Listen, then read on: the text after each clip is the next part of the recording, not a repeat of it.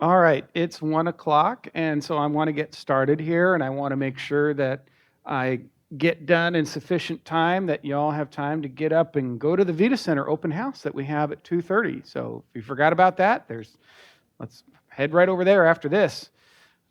Well, maybe wait a little bit and then go over there. So we're going to get started with the financial update. My name is Carter Smitherman. I'm the Chief Financial Officer here at Royal Oaks. And a few years ago, I started doing this annual financial update. And I do it every year in September. We have our fiscal year that runs from March through February. So our last fiscal year ended February 28, 2023. We usually have the audit all wrapped up by the end of May, beginning of June, but a lot of people are out during the summer. So I'd like to come back in September when a lot of people have returned to do the presentation of the prior year results. Okay. So today, if you have any questions, definitely there'll be a time for questions. But if you have a question and you want to just ask it while the presentation is going on, that's fine. I do ask that you just raise your hand because we have Gail and Holly in the back that do have microphones, and they'll come over and hand you a microphone so that you can speak into the microphone so that everybody can hear the question. Okay. The other thing is, there will be handouts, but the handouts will be at the end. So you don't have to copy all the slides or anything of that nature. I'll give you a copy of the slides when you're leaving today, or you can get them from Gail and Holly on your way out. Okay. So what I'm going to do is I'm going to just kind of start off with the agenda of what we're going to talk about. So the first thing we're going to do is we're going to talk a little bit about the foundation, and Chuck Tholen, the Director of Development for the foundation, is going to get up here and talk about the foundation for a little bit. After that, we'll go into the results of the prior year, the financial results of the prior year, and then we'll start taking a little bit of a look ahead, and then we can certainly wrap up with any particular questions that you have. So with that, I want to go ahead and bring Chuck on up here to talk about the foundation. Thanks, Carter. Good afternoon, everyone. Welcome. I usually have like a 3-hour presentation. It's real text heavy. I hope that's okay. Carter said I had 5 minutes, so I know I'm disappointed too. I wanted to see all the slides. I typed it out nice and pretty. Anyway, for those of you, because we have a lot of new people here that may or may not be familiar with the foundation is Royal Oaks' charitable arm. And we support Royal Oaks by several different ways. The first is we provide the benevolent care.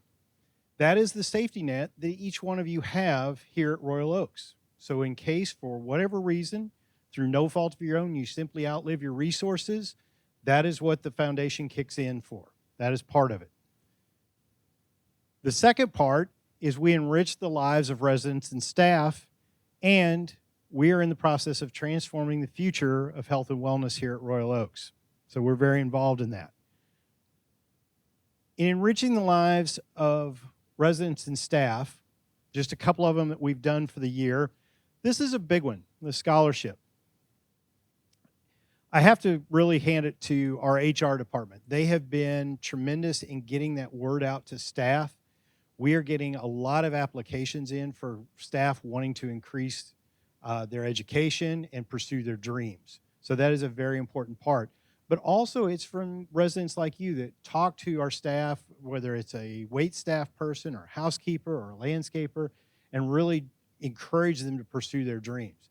That is a big part of this. And we are seeing a lot more applications and grants coming through. Also, we were working on we completed the Rose Garden makeover. So that was something that was done. We added the benches. We've installed the hearing loop here in the auditorium. For those of you who have hearing aids, that helps.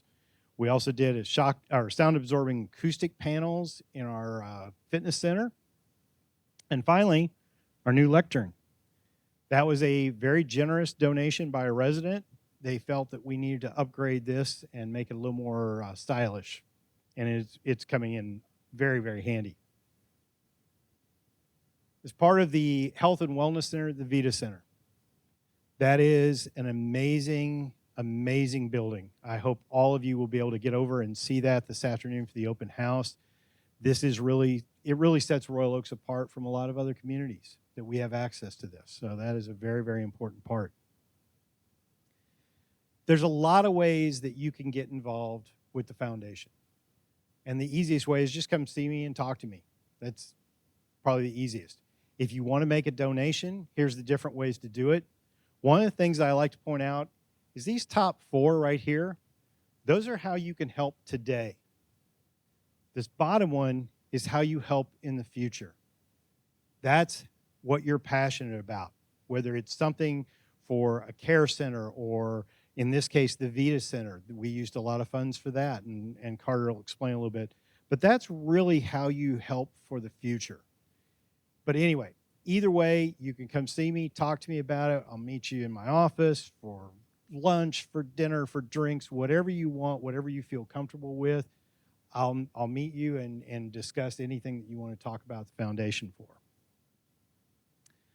I know that was really quick. I really wanted that 3-hour presentation, but that's what I'm at. Any questions?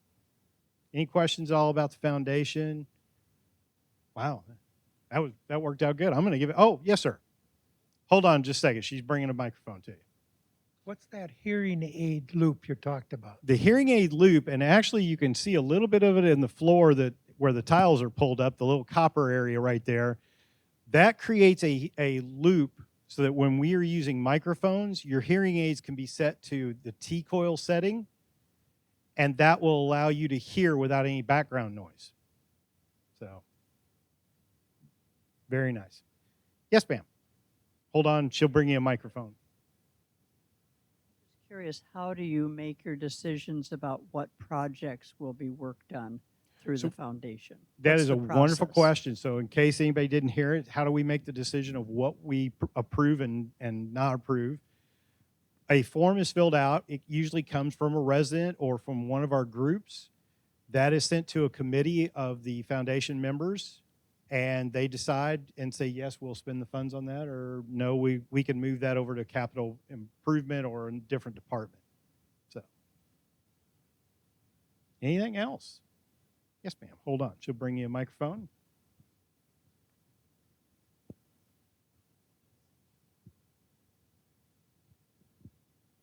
How does one become a foundation member? Well, the question is, how does one become a foundation member? Because I don't know if your mic was on or not. That's okay. Yep. All right. The board members are brought on by the senior staff, I guess. Carter, is that correct? That's all right. Turning this back on to make sure you can hear me. So the board members, generally, so the board has a nomination committee, and so the nomination committee will find new board members, and they may reach out to senior leadership, such as Kendra or Gretchen or myself, for any recommendations of anybody that we know. However, anybody that wants to be on the board of directors of the foundation is certainly has to be voted on by the board of directors by the foundation, has to be approved there once the committee brings it forward, and it needs a second approval from the board of trustees of the Royal Oaks. The reason for that is the foundation is a separate organization, but it is a supporting organization. So, but that's why, since the foundation supports Royal Oaks has that little check and balance there. And Carter, isn't there a limit of 4 resident members? That is correct. The bylaws of the foundation limit the number of residents to a maximum of 4. Great question. Anything else? All right, well, I'm going to give it back to Carter, so enjoy. All right, thank you. So now what I'm going to do is, and another reason I wanted to mention why we like to have the microphone is not only so everybody can hear, but we're also actually doing a recording of this as well. So we'll be able to take this recording and post it on YouTube. So if you ever want to come back and watch it later, share it with your friends. You're up late at night and you need something for your insomnia, it'll be there available to you, okay? But what we're going to do is we're going to move on to the next phase. We're going to talk about the results from the prior year. So again, just a reminder, our fiscal year starts from March 1 and ends in the end of February. So the last fiscal year was March 1 of 2022 through February 28, 2023. And we're going to start by looking at the balance sheet. What were our assets and liabilities at the end of the fiscal year 2/28/23? All right, so we're going to start on the asset side. We have our unrestricted cash and investments, about $62 million. So that's our cash in bank, but that also includes our investment portfolio. It's a rather aggressive investment portfolio. It's about 75-80% equities. But the reason we included here as unrestricted cash and investments is because we basically invest in marketable securities. So if necessary, we can liquidate that portfolio pretty quickly in active markets. Property and equipment, so that's about $176.8 million. So the property and equipment is everything here. It's the land, it's the buildings, it's the improvements, it's the mechanical equipment, it's the IT infrastructure in all of the buildings and on the buildings. It's all the vehicles you see that say Royal Oaks on it, all of that. That's the assets that we use to provide the services to you. So that is an illiquid portion of the balance sheet. So we're not going to sell off property or anything of that to pay the bills. We use our unrestricted cash and our investment portfolio, if necessary, to pay the bills.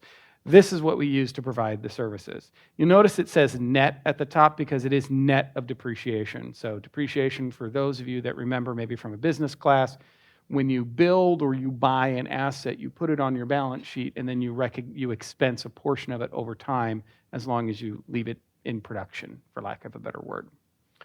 Restricted assets. Now, these restricted assets, $25.7 million, these are assets that Royal Oaks owns. It has the rights to, but they're limited in use. They're limited by contract, by bond indenture, by law. There's something external from Royal Oaks that's restricting its use. Let me give you an example.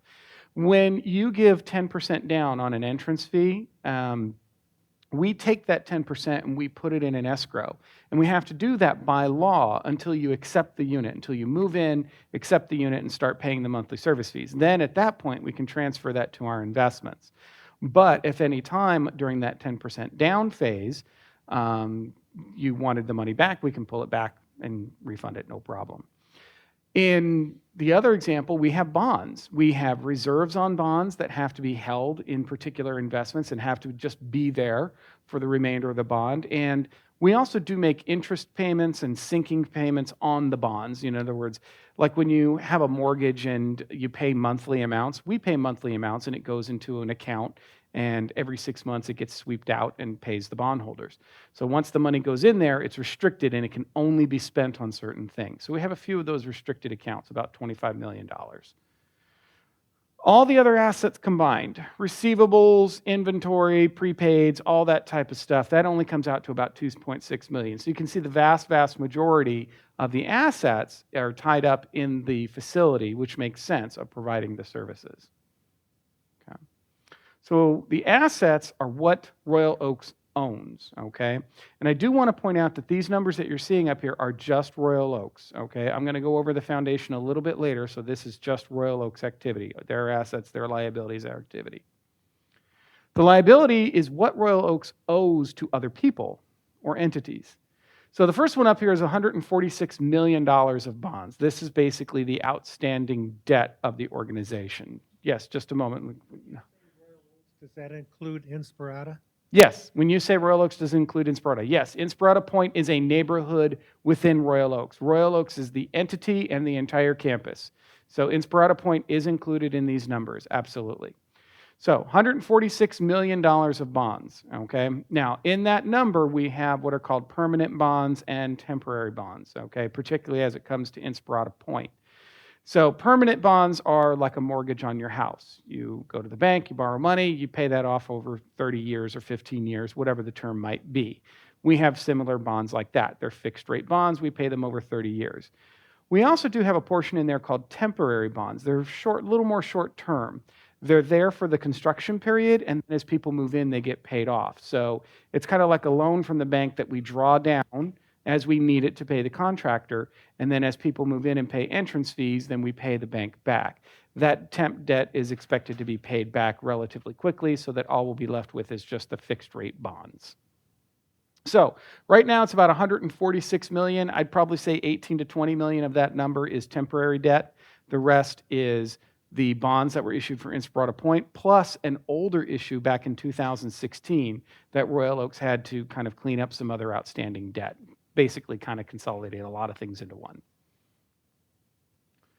Deferred entrance fees. So what deferred entrance fees are, these are all the entrance fees that are paid by residents. Now, when we receive those entrance fees, we can't recognize them as revenue. We take them and we put them on our balance sheet. And just like an asset where you expense a portion over time, this is we're taking the entrance fee and we're recognizing the revenue of that entrance fee over the life that you're here, okay, from the aspect of how long you're here. Okay, so this isn't so much a liability of something being owed to anybody, more as we're just putting it here because we can't recognize the revenue yet, but we will in future years. Next, we have construction payable, about $10 million. So while we're under these various constructions, Inspirata Point, the Vita Center, the dining remodel, there are things that basically accrue. So you have retainage that you have on these contracts. So as many of you know that have done projects, a lot of times you have a retainage from the aspect of you withhold back 5 or 10% from the contractor, and then when the work's all done and everything is satisfied, you release that retainage at the end. The other part of that is just, sometimes there's a lag in payments. They give me a pay application for the month of, August, but they don't give it to me till September, and I pay it a little bit later. So that's what this mostly constitutes, is retainage and any pay applications for the month of February that we would have paid in March. Lastly, all the other liabilities combined are about $11.7 million. Now, in that $11.7 million is about $6 million of a refund liability. So a refund liability is we do have a few refundable contracts, like a 50% refundable contract or a 90% refundable contract. So that refundable portion, we do put that on the books as a liability and we keep it separate. But in order for that liability to be paid out, there are two conditions that have to be met. Number one, the contract has to be fulfilled, okay? Which means the person that has that refundable contract has either passed away or they have moved out of Royal Oaks, in which case the contract is no longer, it's done. After that, before we pay the refund out, the independent living unit in which that person was living has to be reoccupied before the refund can be paid. So they are liabilities, but they are liabilities that are based on contingencies. In other words, certain actions have to occur before those get paid out. The rest of the liabilities are pretty standard. Accrued payable, as far as like accounts payable to vendors that gets paid in March and April. And then we also have payroll that's accrued at the end of the year that gets paid out in March. Those type of normal accruals that you would have at year end. So we've got our assets. Total assets, $264 million. Okay, then we have our liabilities, $220.8 million. So our assets minus our liabilities are our net assets, $46 million. Now, in the for-profit world, they call this equity, owner equity. Okay, you might have heard those words. In the non-for-profit world, it's called net assets because we don't have any owners. We don't have any stockholders or shareholders from the aspect of owners to report to. We have a board of trustees, but they don't own the organization or anything of that nature. So that's why it's called net assets. And so at the end of the fiscal year 2023, we had a positive equity of $46.6 million. So a relatively healthy balance sheet. Okay. Now, the one thing about a balance sheet is it only shows you a snapshot in time. It only shows you a picture of what that organization is on that one day. The next day, those assets and liabilities can change. And so for those of you that maybe have attended this in the prior years, you probably have those little slide of the handouts from last year, and you're probably going to take these slides and you're going to compare them to last year, and you're going to see some numbers change, and that's fine. So I can show you how the numbers actually changed. And that's with our statement of operations, because that's what shows what happened during the year. So the balance sheet is where am I at on one day? The operations is what happened during the actual year. So we'll start with the revenues. We've got our resident monthly service fees, $15.9 million. So these monthly service fees are all monthly service fees from residents that are currently in independent living. Then we have our healthcare services, and we have monthly service fees there as well. Those are from residents that have permanently moved over to an assisted living environment. It doesn't matter which one, as long as they're in an assisted living environment, that's where it gets coded. Okay. Now, the one thing about our assisted living is we do have about 75% occupancy in assisted living, so we have capacity. And we take that capacity and we sell that to the outside, okay? So the monthly service fees are those with life care contracts. You paid an entrance fee and you pay your monthly service fee. There are people here, though, that would like to use our assisted living that don't have life care contracts. So we said we have capacity to do so, and we're more than willing to do that. So we do have market rates that we do charge to those without life care contracts. So just to share with you so you can maybe see the value in some of the life care that you have here, is if you didn't have a life care contract and you needed assisted living at, say, the Elegante Point Apartments, that's about $6,900 a month. $6,800, $6,900 a month. If you needed the memory care, that's about $7,800 a month. And then if you needed our high acuity care center, that would be about $8,300 a month. Okay. Now, when we do a market analysis, we're not at the top end of those rates. Okay. And what I mean is we're not at the very, very top. We're not the most expensive out there. We're kind of in the middle, but definitely on the high end of the middle. I'm not going to say, there's some that are below us and there's some that, I've seen assisted living rates as high as $10,000 a month. It's sometimes when we do the market analysis, because when we sell this stuff, when we sell our assisted living service to the outside, we do kind of bundle it all together. So a lot of times I have to look at the assisted living services that they offer. So for example, a lot of them will say, well, our base rate is $5,000, but if you need a level 1 assisted living, it's another $1,000. If you need a level 2, it's another $800 and whatnot, and they'll go all the way up to level 5 or 6. And when you add up all those levels, it's almost another $5,000 or $6,000 sometimes. Okay, so that's why I said I've seen assisted living bills as high as $10,000 a month, and then skilled nursing, we don't have skilled nursing here, but I have seen those reach around $12,000 a month. Okay. So in our particular instance, when we sell those to the outside, we call those community residents because they're from the community outside. And we've got about $2.5 million in revenue from them. So they're paying those market rates and receiving those services in assisted living. The meal per diem, so in the life care contract, you'll remember that the life care contract includes 1 meal a day. When you transfer to assisted living, we're required to provide the other meals, and so we do have to charge you for those particular meals.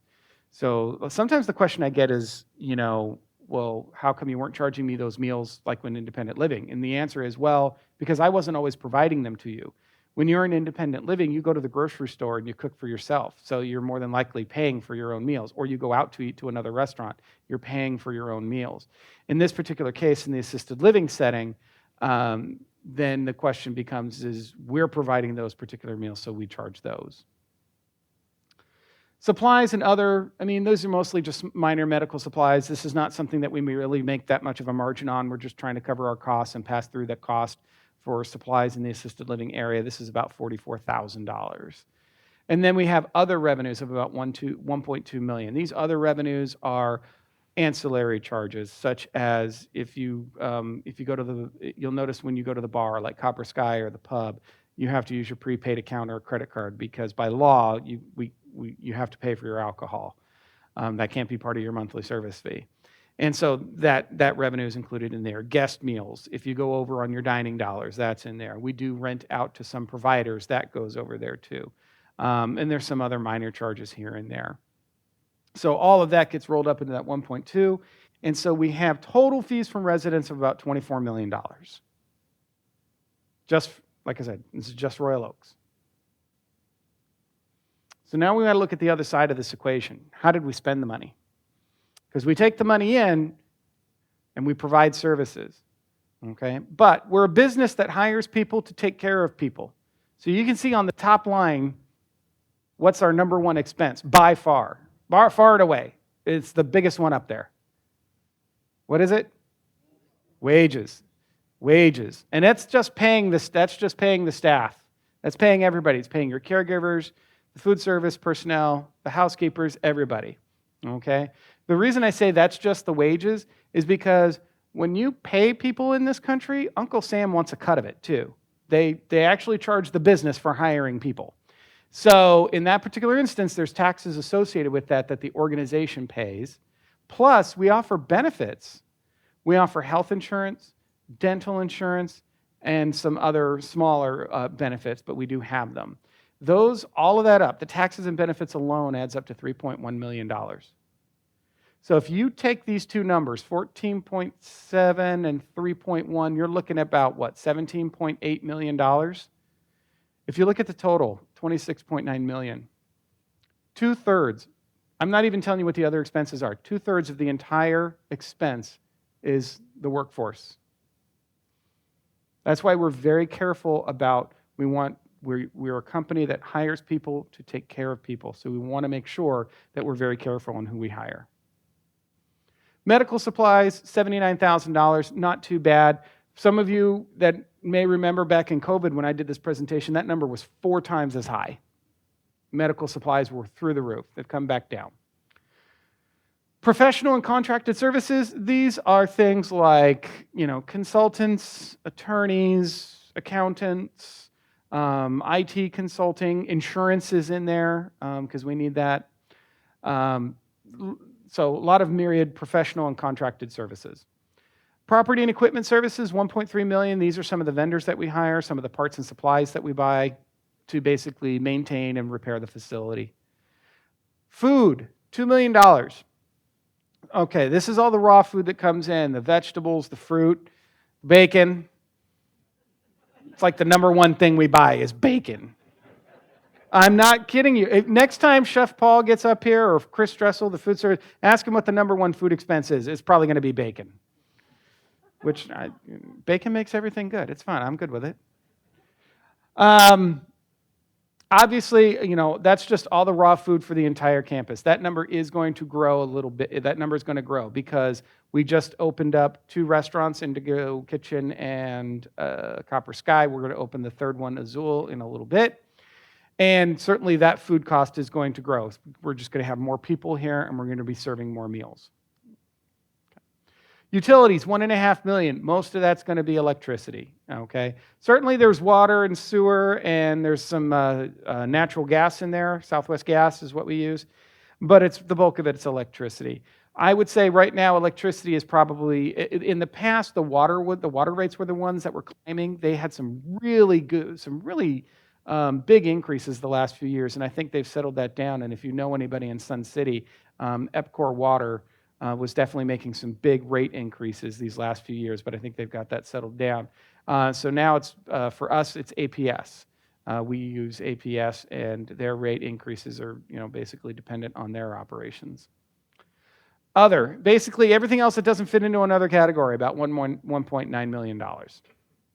So in total, $26.9 million in expenses to provide services to residents. Now, for those of you that are really, really, really good with math, you're going to kind of notice something. This number is bigger than the previous number that I sent you. Yeah. So, total fees from residents, $24 million. Total services to residents, $26.9 million. That leaves a deficit of $2.8 million. Now, I'm going to tell you one thing. Royal Oaks does operate at a deficit. It has always operated at a deficit for 30 plus years. Now the question a lot of people say is, how are you still here then?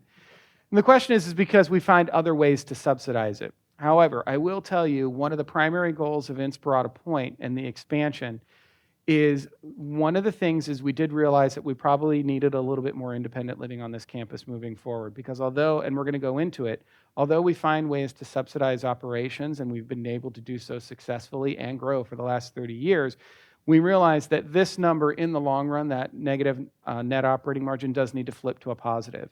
And with Inspirada Point, when it's completed and it fills up, you're going to start to see that number shrink from a deficit and flip to a positive.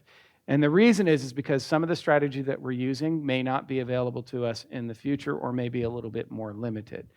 That's not to say that there's any dire circumstances or situations. It's just businesses change, economics change, market changes. And we want to make sure that we're positioned financially well to handle any of those unknown storms that may come along. Okay.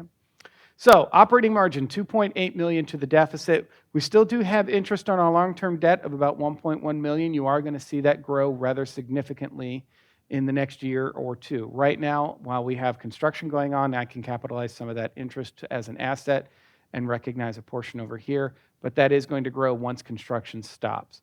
But again, we should have sufficient revenues from Inspirata Point and Royal Oaks together, because it's all one entity, to cover that.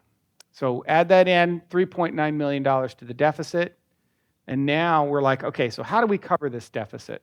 Well, there are other things that Royal Oaks has, other resources available to it to mitigate or eliminate this deficit. First thing is we do have our investment portfolio. So we get interest and dividends on our investments, okay? And that's cash. You know, when you get paid a dividend on the stocks that you hold, that's cash you get to keep or reinvest, however you want to do it. And we also get interest on bonds too, as far as like our investments. Now, again, I said we're aggressive growth, so this is mostly dividends, a little bit more than interest, but $1.3 million to the positive.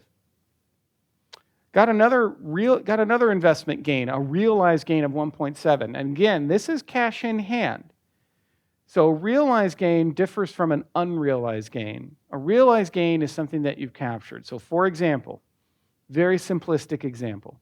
If you buy an investment for $100 and you sell it for $120, you now have $120 in your account. You realized a $20 gain. An unrealized gain is you bought that same investment for $100 and now you're holding it and it is now worth $120. Well, you have a gain of $20, but you're still holding the investment. The next day it could go up or down. So that's why it's unrealized, because it's still subject to the market. Once you sell it and you've captured that gain and you're holding that gain in your account, it's now yours. It's not going to change. Investment expense is $269,000. So we do have an actively invested portfolio. We have an active investment manager. And so we do pay them fees to manage our portfolio. But it's like a $62 million plus portfolio. So we're paying like 40 to 45 basis points in fees, which is not bad. And in fact, I have other investment companies that want to talk to me about, maybe taking over the investment management. And I tell them about my fee structure and they can't match that. They can't even come close. Some of them want 70 or 80. They want almost twice as much.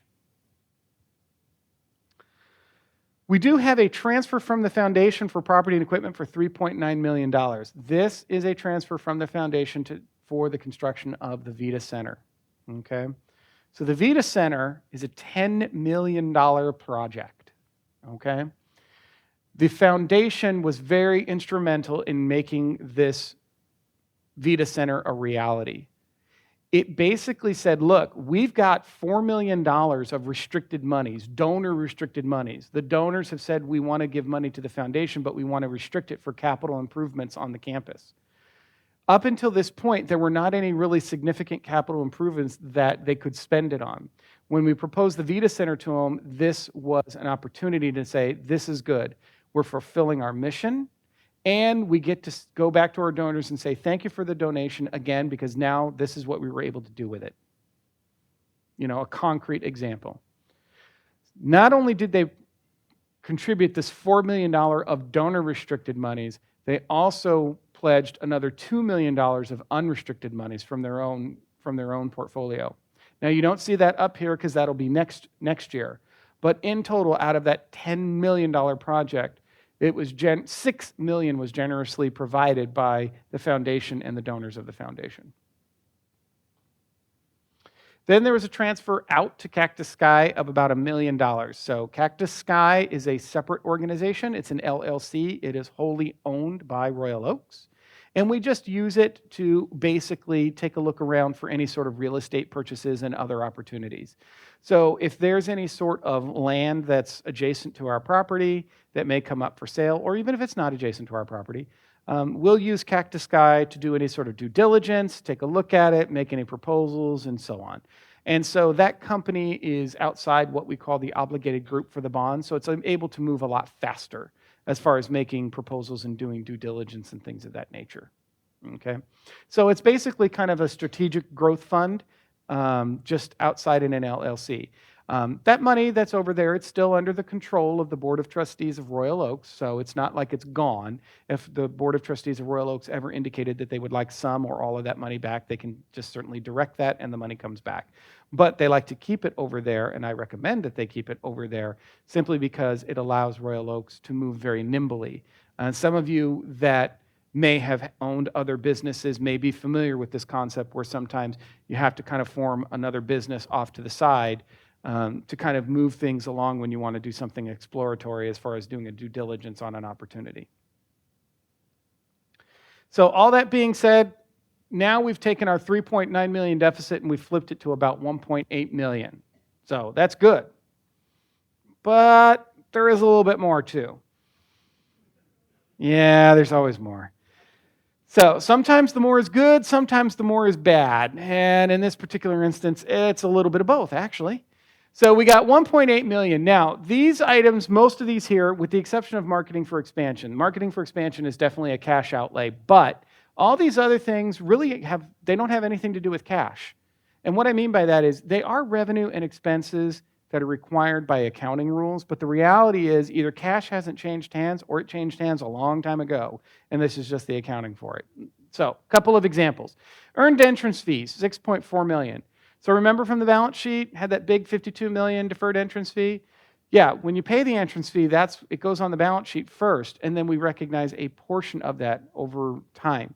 So for those of you that have been here, say 5, 8, 10 years, yes, your entrance fee or portion thereof is still getting recognized as revenue over time. Depreciation expense is the same thing, but on the other side. We construct or we buy an asset, and we recognize that the expense of that asset as we use the asset over time. So the money has already been gone. Like, for example, for this auditorium, it was probably 20 years ago, but we're still depreciating the expense of constructing it. The $8.1 million unrealized gain or loss. So if you go back to that example I talked about of unrealized gain or loss, that's exactly what happened. So how many of you have some sort of investment portfolio and you own stocks? Okay. All right. So unless you only held 5 stocks last year, I'm guessing in 2022 you maybe took a little bit of a loss in value on the stock, right? Okay. Now, I'm going to ask you the $8 million question. Did you lose any money? No, because I didn't sell it. Yes. Perfect. So yes, I'm recording a loss from an accounting perspective, but did I lose my money? Warren Buffett would say no. Warren Buffett has been through this time and time and time again. And his net worth changes by like, $1 billion. And they'd be like, oh, you just lost $1 billion. He's like, I didn't lose $1 billion. I didn't sell anything. It'll come back. Same concept here. We have an aggressive portfolio, 75 to 80% equities. It is built for growth. Royal Oaks is celebrating its 40th anniversary this year. Okay? We want to make sure that when we do things here, we are planning for the next 100 years. We're not looking at the next 5 years. We're not looking at the next 10 years. Well, in some cases we are. But we're even looking even beyond that horizon. And this is part of that. In any 10-year period of the stock market, no matter which one you look at, Dow Jones, NASDAQ, whatever, S&P, in any 10-year period, you're going to have about 2.5 years of downs, and the rest are generally going to be up, okay? And so that's what this is kind of built for. This is one of the down years, okay? So negative $8 million loss in the investments, $1.5 million for marketing expansion, which that will continue. That'll probably go up a little bit next year. And then after that, it will probably start to go down to the point where it just gets to zero because we won't be marketing and expansion anymore. We'll just be marketing Royal Oaks. So we had a $7.8 million, $7.9 million deficit. Okay, that's how our net assets changed during the year. Okay, now I know what you're thinking. It's like, oh my gosh, that's like an $8 million loss. That's huge. What are you going to do? But I'm like, well, if I look at this though, that $8 million, look at the unrealized gain or loss on the investments. Again, we just said we didn't lose money, right? Because we didn't sell it. Okay? So I've got that $8 million. That's pretty much where that loss is coming from. The difference between those numbers is about $300,000, 200 some odd $1,000. So in this particular instance, I'm saying, yes, Royal Oaks probably did take a little bit of a loss during the year, $200,000 to $300,000, but we're a not-for-profit. Some years we're going to have up, and some years we're going to have downs. This year was a relatively down/break-even year. Now, the trick is you want to have more up years than down years. I'm not saying you don't. But in this particular instance, if all you saw was the bottom number and said, oh, you lost $8 million, and you didn't have any analysis or explanation, I could understand why somebody might say, what happened? But the reality is like the investments happened. The equity markets happened. Okay? And so, and the same strategy with that one, I'd be like, this is not a panic moment. This is like, no, you trust your strategy and your diversification. And of course, we'd test that with our investment manager as well. Be like, hey, okay, we took a big loss. Is our strategy right? We go and we look at it, and we give them an investment policy of targets and ranges that they can stay in. And they said, yep, you know what? This is still good. Your allocation's still good. Your diversification's still good. Everything's still good. Our recommendation is stay the course. So here we are, staying the course.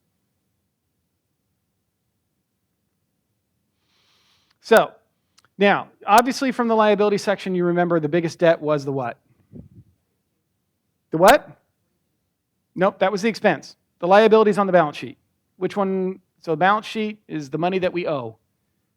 The long-term debt, right? The bonds, that's the biggest number. So on those bonds, we have what are called debt covenants attached to them. These are basically financial metrics that we have to maintain or be better than. And really what they are is they help the bondholders or the bank in that if you trip one of them, they call it tripping it. In other words, if you don't meet your bond covenant, it could cause extra reporting or acceleration of payments or things of that nature, okay? So our bond covenants, we have two of them, 120 days cash on hand, and 1.2 debt service coverage, which means you can pay your annual debt 1.2 times. Now, I will say 120 days on cash on hand is pretty standard. I've seen 150, I've seen 180 days, but we're doing pretty good at 120s as far as a requirement. 1.2, very, very standard. There might be some very aggressive banks out there that would give you something less than that, like a 1.0, but that's very, very rare. So so these are very standard as far as life plan communities that have public debt outstanding. This is pretty standard. Now, we're doing really well against these. We have 815 days cash on hand as of the last fiscal year end, and we have 2.35 debt service coverage, practically double of what we need. So we're doing very well on there. So we're not in any danger right now of, tripping any sort of requirements or covenant regulations or anything of that nature. So strong on those fronts. So now I want to switch focus a little bit from Royal Oaks to the foundation. We're still talking about what happened last year, but the numbers that you previously saw were just Royal Oaks, and this is just going to be the foundation. Okay? So the foundation, their total assets is about $24 million. Okay? Most of that is tied up in their portfolio. They really don't have accounts receivable or inventories or anything of that nature because they're basically just that supporting charitable organization. So they basically just have a portfolio. Okay? They have total liabilities of about $2 million. So the majority of those liabilities, they have a little bit of accounts payable in there, but the vast, vast, vast majority of that is the gift annuity contracts that they carry. So that was one of the ways to give. If you remember from Chuck being up here earlier, one of the ways to give is a gift annuity. So a gift annuity is whereby you take a sum of money, whether that's $10,000, $20,000, $100,000, whatever it may be, and you gift that to the foundation, and in return, you get interest payments, quarterly interest payments back to you for the rest of your life. And that interest right now, on average, it does depend on your age, but the interest on that, on average right now, is 8%. 8% for the rest of your life. So then people say, well, what's the catch? Well, the catch is, if you want to call it a catch, is, remember I said you're donating it. It's a charitable gift. So if you put $100,000 in a gift annuity contract, then when you pass away, whatever is remaining on that $100,000 stays with the foundation. So you basically are going to give them $100,000. They're going to give you, an interest every quarter for the rest of your life. And then when you pass away, whatever's left over stays with the foundation. That's a gift annuity contract, a very simple explanation of it. Did you have a question right here? Let me get you a microphone real quick.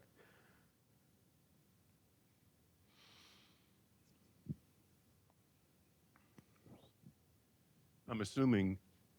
Yeah, it's on. Just put it right close. Okay. There you go. I'm assuming that the donation is tax deductible. Yeah, so the question is the donation tax deductible? And the answer to that is a portion of it is.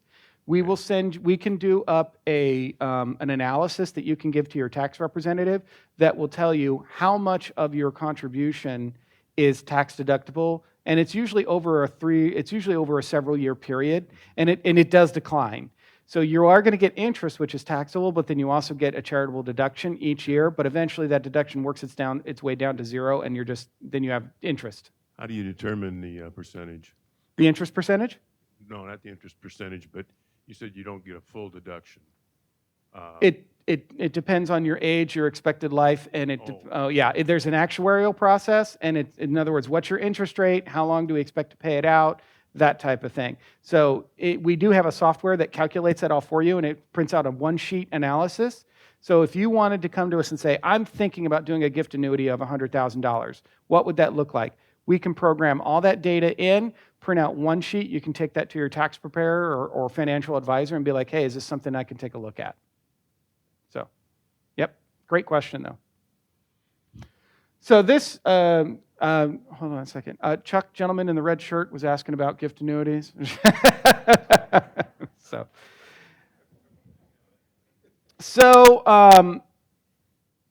the liabilities here are the gift annuities. This is basically the present value of the future payouts of those gift annuity liabilities. So you can see it's relatively small right now, which is good because what's left over, the assets minus the liabilities, $22 million in net assets. So obviously, again, very healthy organization as far as the foundation. Okay, I talked to some CCRCs, and they're slobbering over 24 million. Their foundation maybe has $1 million or $2 million in it, and we've got a very robust one at 20+ million. So now those net assets are broken down into two categories, though. So let's keep that in mind. So we have net assets with donor restrictions and net assets without donor restrictions. Lovely categories, right? And let me tell you something. The accounting industry is nothing if not known for labeling so imaginatively. So with donor restrictions is $2 million, $1.9 million. And it's exactly what it means. If you give and you say, I want this restricted, like, for example, capital improvements, they in order to accept the gift, they have to accept the restriction with it. And they have to hold that gift until they can spend it according to the restriction that you indicated, okay? But the majority of the gifts are unrestricted, which means the foundation may use it for any of its charitable purposes. Now, for those of you, again, keeping score on from your little sheets and the handouts from last year, you're going to notice that net assets with donor restrictions dropped very significantly from the prior year, and that's because of the Vita Center that we talked about earlier, okay? So let's take a look at some of the revenue and expenses. The revenue, by far, don't get me wrong, it gets interest and dividends and realized gains just like the other one, but by far and away, the biggest thing that it gets is contribution revenue. Last year, contributions, mostly from residents, the majority came from residents, $1 million. Program expenditures, $5.5 million. Now again, you're probably sitting here going, wait a minute, whoa. The number of the outflow is bigger than the number of the inflow. Yes, but in charities, that can be a good thing. Okay? Because remember, some years you want to spend down, okay? Particularly with something like the foundation. We want our foundation to make sure that it is doing programmatic expenses for its charitable purposes, primarily the staff and the residents, because the IRS, remember, says you're a tax-exempt organization. But if they just see you squirreling money away and not spending it, they're going to be like, you know what, maybe you shouldn't be tax-exempt anymore. We want a cut of that. But they did spend it. $552,000, almost $553,000 on resident subsidies. So for those of you that get the longevity credit, or you get the health care credit, or you get the 3% credit, some of you may qualify for one. You all qualify for at least one of those. Some of you may qualify for more than one of those. But all of those subsidies together were about $550,000 last year. The Employee Appreciation Fund, $614,000. Okay? So all those contributions that residents make to the Employee Appreciation Fund, we're going to be kicking that off actually relatively shortly. Would it, Chuck, this weekend? Yeah, we're going to be kicking it off this weekend. So all those contributions that you give, the foundation basically sends that money right over to Royal Oaks to pay to the employees. But not just that. One of the things that the foundation very generously does is it helps us gross up the contribution. And what does that mean? So let's say you want to give a bonus of $500 to an employee. Well, remember what I said about Uncle Sam? They always want their cut. My gosh, it's like being at a casino. They always want their cut. Anyway, so you may give a bonus of $500, but the employee only sees like $400. That's what hits their checking account. Well, what we do, and we've made an arrangement with the foundation, is we want to give a bonus of $500 and make sure that entire $500 goes into the employee's bank account. So what we do is we'll gross it up. We'll gross up the amount to, say, $600 so that it nets out to about $500, and that's what the employee sees, okay? Now, the foundation and Royal Oaks are the ones that pay that gross up, okay? So last year, the residents contributed about $525,000, but you'll notice that's not the number there. This is about $614,000. So the foundation agreed to pay a hefty portion, about 65% or so of the taxes, to gross that up, and Royal Oaks paid for the other 35%. And we negotiate that with the foundation each year, okay? But again, in that particular instance, what we're trying to do is make sure that for the EAF, that when you give to that EAF, when you give to the employee appreciation, that 100% of your dollars goes into their checking account, okay? And so that's why the foundation and the Royal Oaks generally will pay for the gross up so that we can cover those taxes. Okay? And of course, the big one you can see there, the transfer to Royal Oaks for the Vita Center, $3.9 million, which we covered earlier. Okay. All right. Everybody's favorite topic. You ready? Are you still with me? I mean, if I have to start at the beginning, I can. Chuck, you want to come back up here? All right. All right, inflation. Yeah, I get it. It's not a great topic. So here's how the inflation has changed over the last 20 years. And I pull this directly from the Bureau of Statistics, the U.S. Bureau of Labor Statistics. You can see the source down at the bottom. And like I said, you'll get a copy of this as a handout later if you want it. But you see it's gone up, it's gone down, it's gone up and gone down, and you can see there's two gray areas. One of them is a little hard to see. One of them is pretty easy to see. There's a big gray area right here between like 2008, 2009. What happened there? Yep, Great Recession, market crash, yep, whole 9 yards. And you can see our inflation it spiked up above 5% and then came right back down to a deflation, negative 1%. So definitely a big economic crisis really affects this. Then we move along, and then we have a smaller gray area right here, 2020. Anybody guess what that is? COVID. Everything shut down. Again, another market economic crisis. So in that particular instance, there was no inflation because nobody was doing anything. There was no markets. And then, of course, we came out of COVID and we spiked up. Now, I can give you my own opinions and theories as to why did it spike up, because I always get that question. And although I do not have a degree in economics, I do like to just play around in it a little bit. So here's the thing is, I'm going to tell you, no matter who you listen to, there's not one factor. It's a multiple of factors, okay?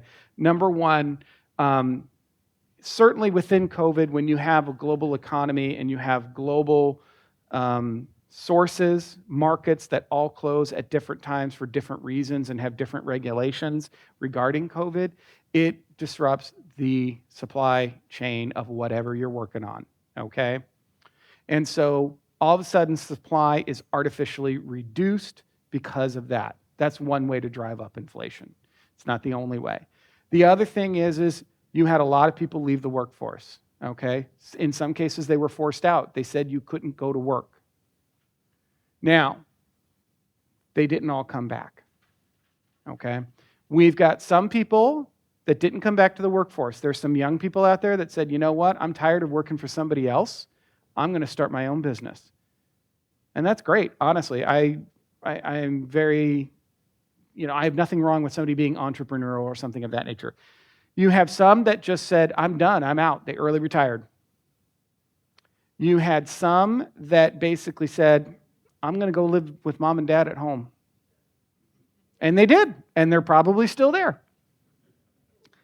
And then, yes, you did have some that basically said, well, the government paid me not to work, and they're still paying me not to work, and this could be a combination of federal, state, and local unemployment benefits that got extended. And then you couple that with maybe deferring rent or deferring student loans or whatever it is, and the next thing you know, they don't have the incentive because they're like, well, I'm getting money for staying home, and sometimes the wages aren't as much as what I'm getting to stay home. I think most of that is weaning away, but that also leads to a contraction in the labor force. So you have contraction in supply as far as goods and commodities, prices go up. You have contraction in the labor force, wages start to go up. Okay, that's part of it. I think the other part of it is you also had trillions and trillions of dollars infused into the US economy by the federal government. Now, here's the thing with infusing trillions and trillions of dollars. First of all, if I said you infused $1 trillion over 100 years, would you think it's that bad? Maybe, maybe not. Depends on this context, right? How big's the economy? Where are you going to put it? Yada, yada, yada. But what if you put in almost as much money into the economy that has ever existed in that economy in its 200 some odd year history? Yeah, all of a sudden money supply went up. So is it a problem that they injected the money, or is it a problem that they injected the money and said you have to go out and you spend it and you have to spend it right now? To me, I think it's the latter. And so when you couple that with the other things that we talked about, you have this huge spike. Now, it's been coming down because a lot of these programs are waning now. Supply chains are getting back. Labor markets are starting to stabilize. And what I mean by stabilize is, I'm not saying more people are returning to work, but we're starting to figure out ways. There are some people that are returning to work now, but there's also some ways that we're starting to do more with less. Okay? So it's definitely trending in the right direction, and then we have a little bit of an uptick right there. So where's it sitting at right now? Inflation sitting at about, come on, there we go. So the latest CPI that was released in August, 3.7%. Down from, we were as high as like, what, 9%? 9 or 8%? So it's down. So there's good news that it's down. However, everybody ever heard of the Fed funds target rate? What is it? 2%, right? First of all, I disagree with the Fed funds target rate of 2%. If you want to know more about that, see me afterwards. But let's just say arbitrarily we try to keep it at 2%. This is still double that. So there's still work to be done to try to get this lower. Average over the last 20 years, 2.55%. Boy, that tells you something. Even with the spike of 8 or 9%, we're still averaging over the last 20 years of 2.55. Has been 5% or more. It was 5% or more from May 2021 through March of 23. It wasn't until, April of 23 that we cracked below 5% inflation on a rolling 12 months. And when I say cracked below, I do mean like 4.9. It's not like it plummeted. It just grazed it. And then from March of 23 through August of 23, the average has been about 3.97, so hovering around 4%. So we got the current CPI 3.7, the average over the last 6 months just under 4, so that seems to be where it's sticking at the moment. Okay? So how are some of this going to impact Royal Oaks going into the future? Well, certainly food. You saw our food budget, $2 million, right? Food is still up at 6%. I will say again, with a slight silver lining here, if anybody remembers this slide from last year, food last year was 11%. Okay? Electricity services, about 5.8%. Now, I want to point out that these are national averages from the Bureau. I don't think we're going to see 5.8%. This is just me, okay? A lot of the power that we get here in Arizona is hydroelectric. It's nuclear power, okay?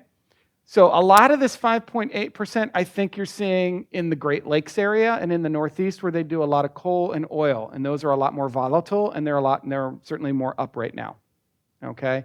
So I think that's where they're probably going to see. I still think we're going to see somewhere between 4 and 5% on electricity services, yes, but I don't think a 5.8. That's just me trying to read the tea leaves a little bit, because sometimes you got to peel back the layers of all this data, right?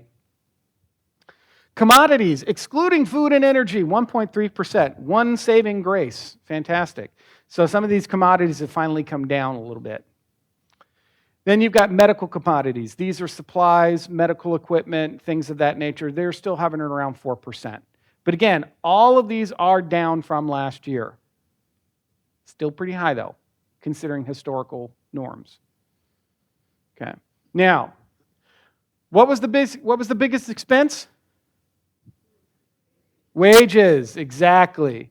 So, all of that is just kind of like big numbers that might affect non-wages. But what about when we pay people? Because that's the biggest number. Private industry, 4.5% is the estimated wage growth currently. Okay. Now I use private industry because I want to pull out like government employees and things of that nature, because their pay scales are very different. Because they have a lot more benefit structure sometimes than the private sector does. So 4.5%. But the last few quarters has been 5.5%, 4.8%, 4.5%. So it is trending a little bit downward in that wage growth. So we've got inflation trending a little bit downward. We have wage growth trending a little bit downward. Again, more people entering the workforce and a little bit of innovation is really helping to drive that. Okay? So, again, what's expected to impact Royal Oaks? Well, there's two things that are still a little bit higher than that 4.5%, leisure and hospitality. Now, this is where, remember what I said, electricity in Arizona, I don't think it's going to be 5.8, but in leisure and hospitality, I think, yeah, we're going to be all over this. We are a leisure and hospitality state. That is our economy. We are a tourism state. Okay, all the hotels, all the resorts, all the golf courses, all the restaurants, that's leisure and hospitality. That's who we have to compete with. So that's still got some significant wage growth. Healthcare and social assistance, that's probably about right. Again, if you're in a little bit more of a highly regulated environment, say such as California, it might be a little bit higher. But they're still sitting at 5%. So now I share all this data with you, and the question is, why do I share this data with you? Just to depress you? No, that's just a side effect. But I tell you this because A, I don't know what your monthly service fee increase is yet. But I wanted to share with you some of the information that we go through. Okay, we already talked about what happened during the past year, and that's one of the things that we look at. What has our expense growth been and our revenue been historically? And then we also have to look forward as to what's going on around the nation. And then we have to get in contact with our suppliers and be like, okay, what are you guys looking at for your inflationary or escalation numbers for the next year? And we take all of that so that we can develop a budget. And then we have to look at the monthly service fees and how they fit into that budget. And sometimes we may have to modify the budget as well. So, but I'm telling you, it's not, when I was up here last year, these numbers were 7, 8, 9%. Like I said, the food was 11. We're definitely less than that, but we're not out of the woods yet. Okay? All right. So let's take a look. Is there a question? No? Okay. Let's take a look at some of the projects that we completed over the last year here. So we got the 3-story apartment buildings for Inspirada Point. Buildings B and C. Anybody here from B and C? Welcome. Thanks for coming. Appreciate it. Thanks for your patience, by the way, too. We also got our culinary building completed in May of 2023. So we got Indigo Kitchen and Copper Sky open. Now, they did open in June. We got the building in May. We had to iron out some wrinkles. We had to get it all staged, trained up, everything. So, but we got 2 restaurants open. The third will be coming shortly. We have the Wild Cactus Grill that just opened in September. All right, who's already had at the Wild Cactus? Yay! You loving it? Oh, that was not enthusiastic enough. Come on. We put a lot of effort into this. You loving it? Yeah. All right, that's better. I'll tell Chris you were screaming that you loved it. All right. Then we have our Vita Center. Like I said, after this at around 2:30, we'll have an open house for the Vita Center. I highly recommend if you can get over there, take a look at it. It's great. We're going to open that hopefully in October. And then we have our last 4-story apartment buildings, D and E, coming in October, November. Anybody here want to move into buildings D and E? Yeah, I want you to move in there too, okay? I'm working on it. All right. So let's take a look at some upcoming projects in the next year here. So certainly we're going to continue on our dining room model. We got the Wild Cactus Grill. Next phase is the Oak Room. So we will be closing the Oak Room shortly. And when we do that, you'll still have access to the buffet. We will move it. You'll still have access to it, but we're going to close the Oak Room. As part of that phase, redoing the Oak Room, we're going to actually add a new coffee bar just kind of off the lobby there too. So you'll be able to get brand new spanking jazzed up coffee. And then lastly, we are going to do the pub. So that pub's not going to be until 2024. Now, when we close the Oak Room, we may close the pub temporarily because we have to put up a temporary wall between the construction and the pub. But the pub will reopen, and it will be open during construction. So just so you know that, but if if the pub is closed and you're dying for a beer, we got Cactus Sky. I'm just reminding you. So, all right, Elegante Point. The apartments, otherwise known as Illingworth Center. Anybody here from Illingworth Center or know somebody in Illingworth Center? We're looking at doing the carpets. Yeah. And the carpets have been, Gretchen? 20 years. Yeah, it's time to do the carpets, wouldn't you say? Yeah. All right. So all that carpet you see in the flooring and the common areas, that's definitely something we want to try to attack here. Marketing center design. So we are getting to the point as far as where we are on the scale of things. We are starting to become like in the top 50 as far as like single site life plan providers, like how big we are. And we are reached the scale where we do need a marketing center here on campus. We do have one currently off site. We are renting that space and that lease will be up. And so we need to find a space here, we need to design it, and we need to get it built. And so that is another thing that we'll be working on is a marketing center design on campus. Okay, we're also, with conjunction with that, we'll be looking at the front entrance, okay? So the front entrance, where we all come in and out and everything like that, where the front gate is, we have some concepts of what we want to do with the front entrance, and we want to redesign that guardhouse, we want to redesign the gates, we want the whole entrance of how you come in and how you park, and yeah, when we do it, we're going to tear it up and it's going to be a hassle, but it's going to look great! But you might have a little bit of a headache when we get to that particular point. But I point this out not to aggravate you in any way. Please, I don't. But the reason is because I want to, even with Inspirato Point coming to a close, as far as the construction piece of it, and we start moving people in, we are always taking a look at this campus to say, where can we make the improvements on the campus? We always have to be making improvements to this campus. We don't want this campus to age where people don't want to come here. We want it to be the place that everybody wants to come here. Okay.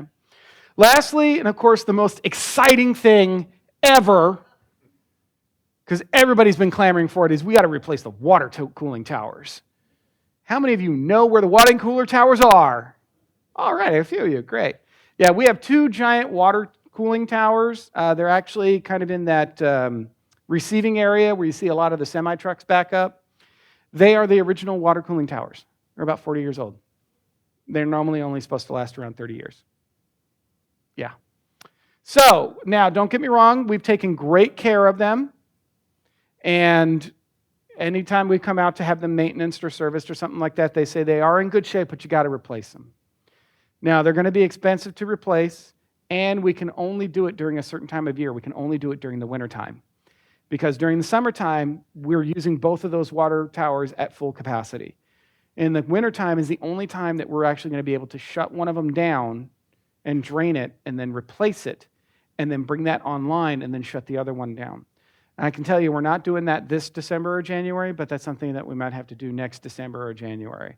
So that's definitely something that needs to be done, and that's something that we're looking at, when can we schedule that as far as having the resources and the time to do that. Okay. On the drawing board, so these are way out into the future. We got to start really thinking about what is the next phase of our campus master plan, okay? So Inspirato Point was just the first of about 2 or 3 phases, okay? Part of that is we want to take a look at a care center replacement, okay? So we do have this all designed, so we got to go back and double check that design and make sure it still works, but now we got to find a way, where does this fit? From the aspect of we know where we want to put it on campus, We've got it designed. How do we get the resources to finance it? Okay. And this was a little bit of a tough call because we originally did want it to be in phase one as part of Inspirata Point, but we just couldn't get it to pencil out. But that's where the Vita Center actually came from, because that was an idea that was coupled with the Care Center, and we said, you know what, we can carve that piece off, and the foundation graciously agreed to help provide a ton of funding for it, and we were able to get that built. So we're creative in finding ways to get things done here. We're going to see if we can do the same thing here with the Care Center as well. Okay?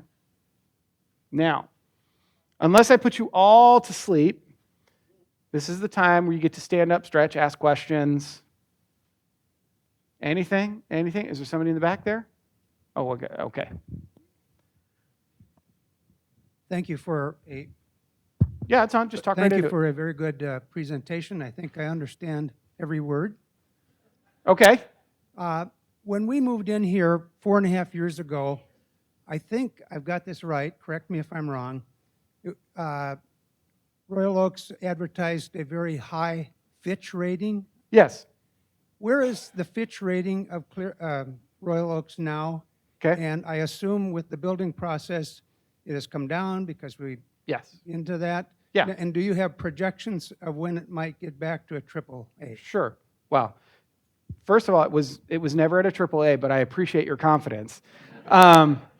Fitch reserves AAA for the U.S. secured treasuries, which they downgraded from AAA. But that's we were at an A, so just a single A. When we went to Fitch to do the project, they gave us a 4-step downgrade from A to BBB minus. So basically, it went from, see, we were at A, then it went BBB plus, and then BBB, and they basically gave us BBB minus. So it's 4 steps. And we thought that was a bit much. We disagreed with it, but in the end, we don't really get a say in it. We provide them all the information, we answer all their questions, but ultimately they're the ones that make the decision. So we're sitting at a BBB minus. So BBB minus that's where we have been ever since we started the project. That's where we currently are. I just recently wrapped up a call from Fitch about 2 weeks ago. And I can't predict what they're going to do. I suspect they're going to hold it steady at BBB minus, but you can't hold me to that because I don't know what they're going to do until they send me the press release. And they send me the press release and they only give me 24 hours to look at it, and then they release it, with my permission or not. So like I said, they don't ask me, oh, we think your rating is here. Do you agree with that? No. They ask questions to get to know us, and then they just say, here's where we rate you. So for me, I think it's going to be BBB minus. Now, what is it going to take to start notching that up? I'm going to be honest. I think they're very conservative, and they're not even going to start considering us to notch us up until we get Inspirata Point filled up to at least a close 90%. And we've already got over 80% of that pre-sold, and they like the sales. I'm not saying that they don't, but now it's like you have to sell it, then you have to build it, now you got to fill it, okay? So they've been with us the whole time on this project, and we've been very transparent with them. But I don't ultimately know what they're going to do. But my suspicion is they'll keep it BBB minus. Any other questions?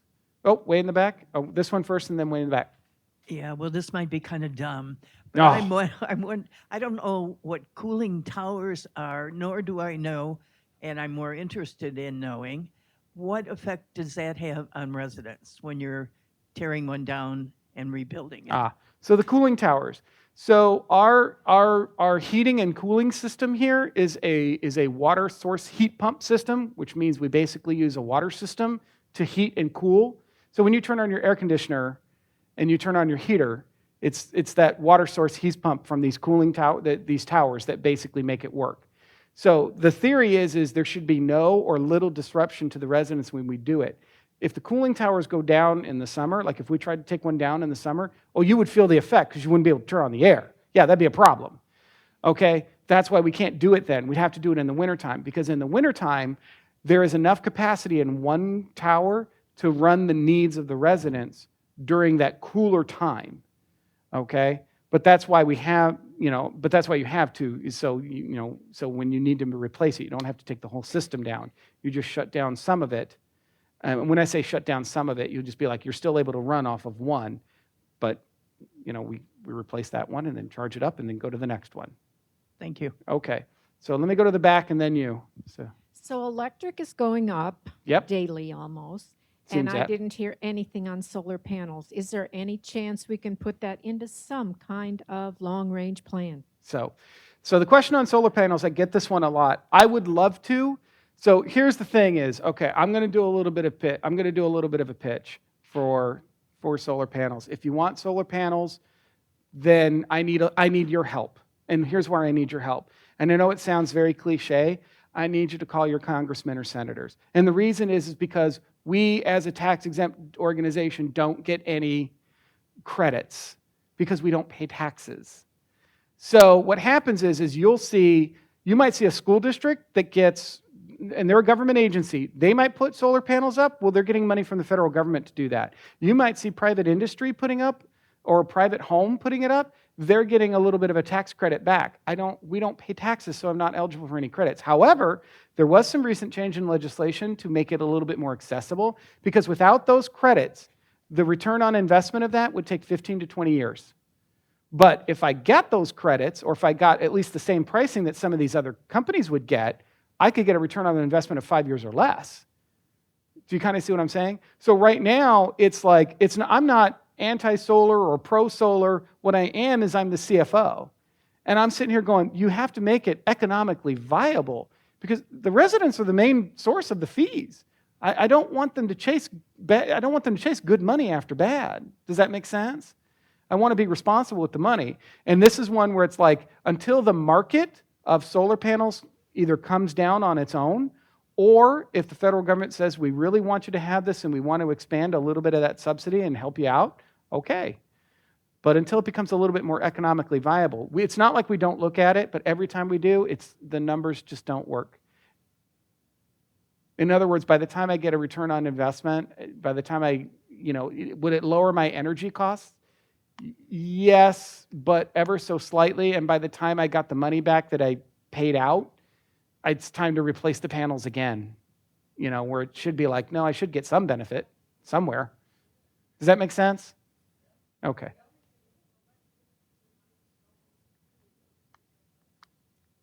It can. Yeah, it can. We don't know where it's going right now. I mean, right now, other than that, 5.8%, which I don't think it's going to be 5.8% for us. And right now, if you ask, well, how's Arizona going to do it? Arizona's going to still do it with what they've got. They're going to do the hydroelectric, the natural gas, and they're going to use the power plant. So that's what Arizona still has on the drawing board too. So between the federal government and Arizona, they're just not offering anything for nonprofits, tax-exempt organizations. So one right here, and then you, sir. Sorry. Okay, back to the cooling towers. Yes. How long will it take to replace the cooling tower? That's a good question. I don't know the answer to that one. That's a Darren question. So I may have to forward that question to Darren, their facilities director. I mean, like I said, you only have a limited amount of time to do it because you got to get it done in the winter months. So, sir. How do we stand on occupancy rate for independent living? Occupancy rate for independent I living. know we have people who are moving in Sparrow Point. Yep. That are in many of the units. Yep. So putting them in their homes, what's the situation? Sure. So the question is about what's the occupancy rate for Royal Oaks. We've got some people that are going to be moving into Inspirada Point once those buildings are ready. So right now, our occupancy right now is between 88 and 89% for what I call the original Royal Oaks campus. It's about 88, 89%, and it fluctuates between 88 and 90%. And so when those that are here that are waiting for their Inspirada Point apartments, they will move over, and so our occupancy will take a little bit of a dip before it comes back up again. So yeah, that probably will happen. It actually has happened once already when the B and C buildings opened. We took a little bit of a dip, and we've already stabilized that a little bit. So that's been communicated to the bondholders, so they know it's coming.